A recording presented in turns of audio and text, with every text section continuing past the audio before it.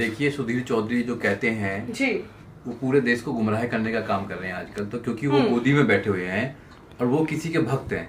जैसे भक्त बनने में कोई स्किल की जरूरत नहीं होती है, तो उनको पता है कि भाई मुझे तो कोई स्किल की जरूरत ही नहीं पड़ी, मैं तो गोदी में जाके बैठ गया हूँ, मेरा सारा काम चल रहा है।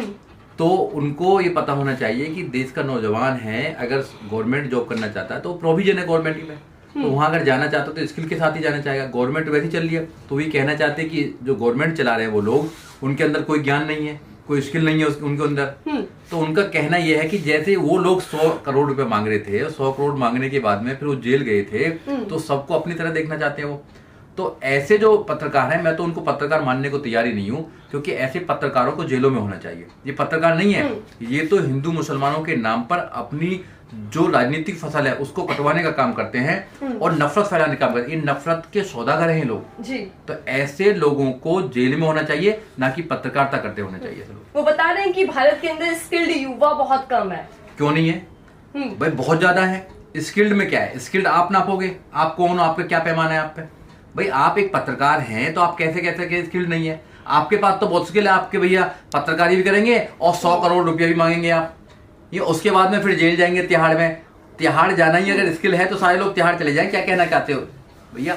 सारे लोग मेहनत करते हैं, देश का नौजवान मेहनत करता है। अफसोस की बात है कि जो सरकार है, सरकार उनको रोजगार देने में असमर्थ है, रोजगार नहीं दे पा रही है। जो मोदी जी ने वादा किया था 2 करोड़ रोजगार देने का, वो वादा पूरा नहीं किया है।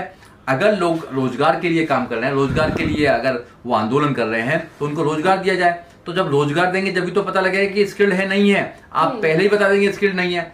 एक अभी कोई कहता है कि भाई रोजगार की जरूरत क्या है, कोई कहता है कि भैया प्राइवेट काम कर लीजिए। भाई फिर सरकार क्यों होती है? सरकारी नौकरियों का वादा क्यों करते हो आप? जो आप मैनिफेस्टो बनाते हो, इलेक्शन मैनिफेस्टो, उसमें तो बोलते हैं 2 करोड़ रोजगार देंगे आप, और फिर जब नौजवान रोजगार मांगता है तो आपके ये ऐसे पत्रकार सुधीर चौधरी जैसे लोग वो कहते हैं कि पहले स्किल्ड ही नहीं है, पहले स्किल्ड बनिए। अब वो किसको कहना चाहते हैं? अपने आप को कहना चाहते हैं, नौजवानों को कहना चाहते हैं? तो इस स्टेटमेंट से वो पूरे देश के नौजवानों का वो एक अपमान कर रहे हैं। उनको माफी मांगनी चाहिए इस बात पे, क्योंकि वो ऐसे जो पत्रकार हैं वो सब लोग जानते हैं आज की डेट में कि वो पत्रकारिता नहीं कर रहे हैं, वो चमचागिरी करते हैं, दलाली करते हैं। ऐसे पत्रकारों को वहन करना चाहिए। सर वो कह रहे हैं कि युवा सरकारी नौकरी इसलिए चाहता है क्योंकि अच्छी खासी तनख्वाह होती है, मोटी रकम मिलती है, भत्ता मिलता है, ऊपरी कमाई भी होती है। तो सोचिए जरा, बिना हुनर के इतनी शानदार कमाई मिले, इसलिए युवा कम से कम वो काम करके तो पैसे कमाते हैं। किसी से फिरौती तो नहीं मांगते 100 करोड़ की। अगर 100 करोड़ मांगने हैं किसी आदमी को, तो भैया टैलेंट तुम्हारे जैसा होना चाहिए। अब पूरे देश के नौजवान तो आप जैसा टैलेंट तो नहीं देखना चाहते हैं, और उसके बाद जेल जाना चाहते हैं, फिर केस भी चल रहा है वो।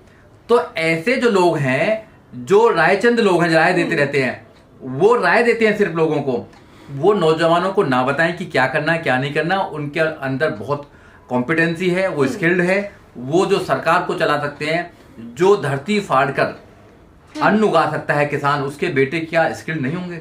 जो बॉर्डर पर जाकर देश की रक्षा कर सकता है, क्या उसके बच्चे स्किल्ड नहीं होंगे? जो पूरे देश की सफाई करता है, क्या उसके बच्चे स्किल्ड नहीं होंगे? पूरे देश का निर्माण कर रहा है, सड़क से लेकर संसद तक बनाने का काम कर रहा है, क्या वो स्किल्ड लोग नहीं है?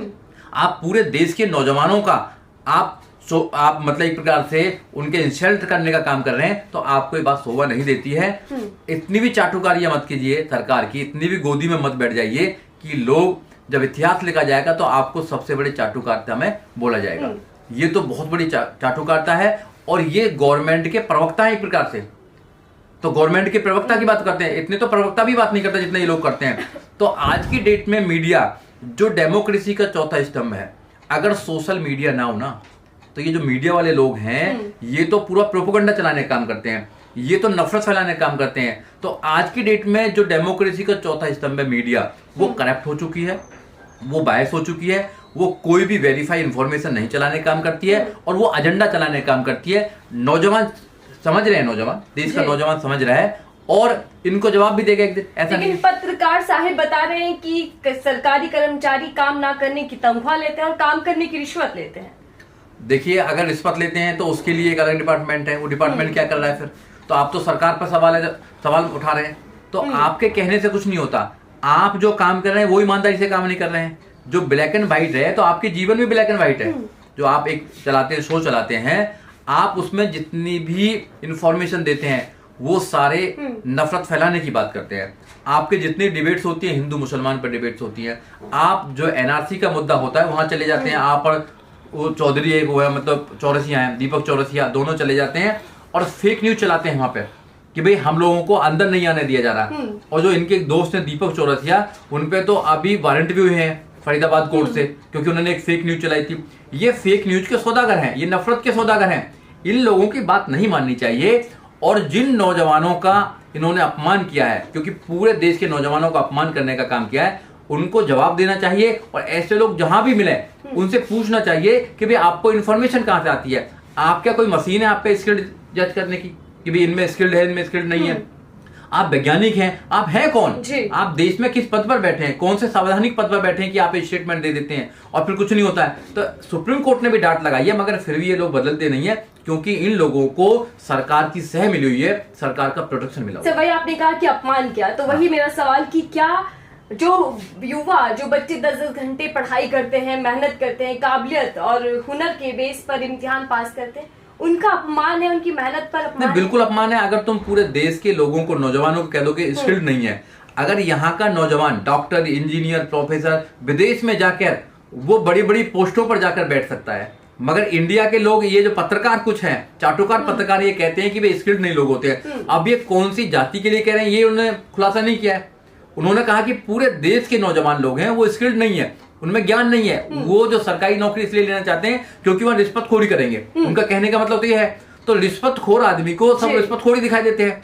तो ऐसे लोगों को जो सुप्रीम कोर्ट ने भी डांट लगा रखी है, सुप्रीम कोर्ट को कड़ी कार्रवाई करनी चाहिए। और ऐसे पत्रकार जो है, जो मेन स्ट्रीम मीडिया के पत्रकार हैं, जो नफरत के सौदागर हैं, उन पर रोक लगनी चाहिए, मुकदमे होने चाहिए और देश उनको जेल में डालना चाहिए ऐसे लोग।